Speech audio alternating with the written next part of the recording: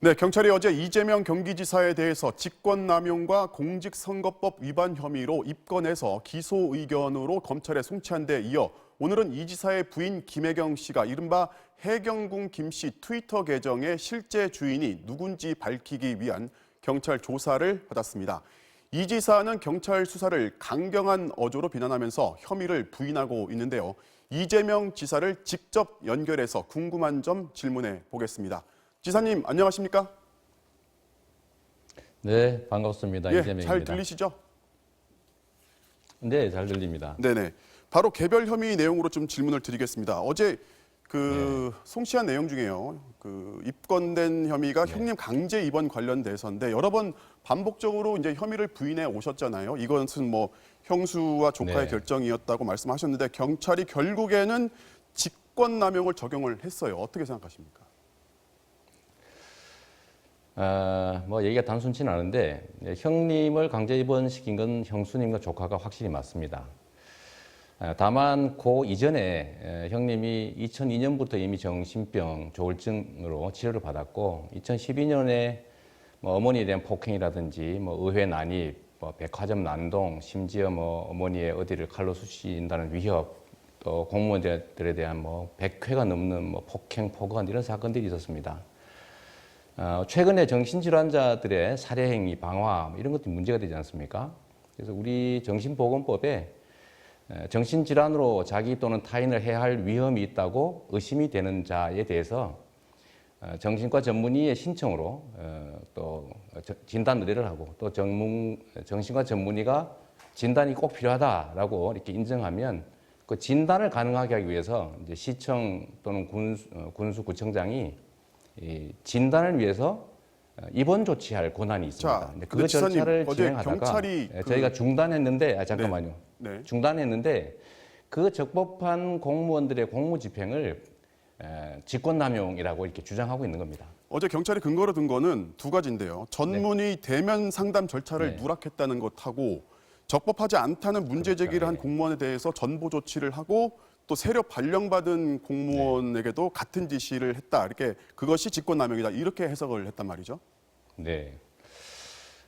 그러니까 제가 이 경찰이 정말 이렇게 법에 무지할 수 있나 이런 생각이 들었습니다. 네.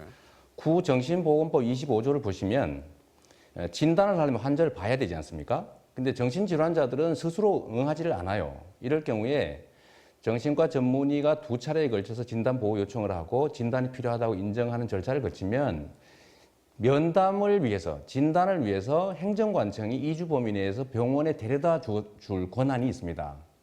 대면 진단을 위한 절차를 진행 중인데 그 대면 진단을 위한 절차에 대면 진단이 없으니까 못한다. 네. 이건 순환 논리고 그 법제 25조를 전혀 이해하지 못한 잘못된 일입니다. 그 아니, 시중에 대면 진단을 강제하기 위한 절차인데 네. 어떻게 대면 진단이 있어야 대면 진단할 수 있다 이런 말이 있을 수가 있겠습니까? 그 지사님 사실은 시중에 녹음 파일이 한번 네. 돌았어요. 그게 이제 그 부인과 조카분으로 추정되는 인물들이 등장을 하는데 거기 보면 이제 워딩이 작은 아빠 아마 제 지사님을 아내가 맞습니다. 지칭하는 것으로 하는데 이 네. 녹음 파일의 내용을 혹시 부인하시는 건지 아니면은 이 녹취 자체가 그렇지 부인과 않습니다. 조카가 아니라는 말씀이신 건지. 제 아내와 조카가 통화한 내용이 맞고요. 네. 그거는 그때 당시에 이제 어머니의 요청으로 정신과 전문의가 진단 요청을 의뢰하고 네. 그 다음에 정신과 전문의가 진단이 필요하다라고 인정을 해서 그 아까 얘기한 대로 면담을 위한 정신과 면담을 위한 2주 범위 내에 입원 조치가 가능한데 네. 그 절차를 진행 중이었기 때문에 강제 입원이라고 표현했던 것이지 치료를 위해서 강제 입원시킨 얘기가 아닙니다. 이 법률 용어를 오해한 것이죠. 알겠습니다. 그리고 강제 진단 절차를 하고 있는데 네. 말리고 있었다 이런 얘기입니다. 네. 김부선 씨 관련 스캔들 의혹에 대해서 페이스북에 이제 누명을 벗은 네. 것은 다행이다라고 말씀하셨는데 사실 경찰 입장은 이걸 무혐의다 이렇게 얘기한 게 아니라 아직 밝히지 못했다. 그래서 김부선 씨가 지금 별도로 그 서울 남부지검에 지금 고발을 별도로 했지 않습니까? 그렇게 넘겼다. 이게 지금 경찰의 입장인데 지금 지사님은 누명을 벗어서 다행이다 이렇게 표현을 하셨단 말이죠.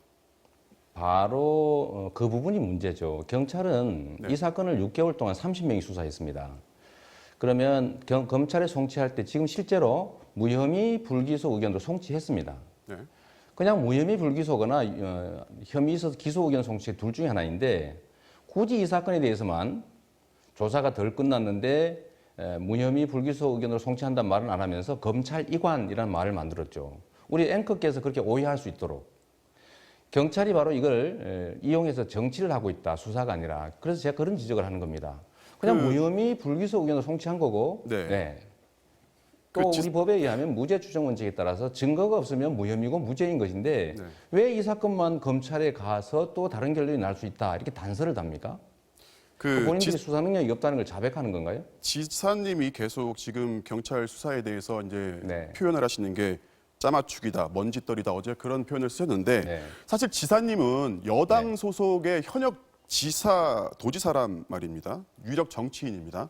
네. 그런데 경찰을 두고서 지금 정치적 편향을 가지고서 계속 편향된 수사를 하고 있다라는 것은 지사님 네. 보시기엔 경찰이 지금 어떤 의도를 가지고 편향적인 수사를 하고 있다고 보시는 겁니까?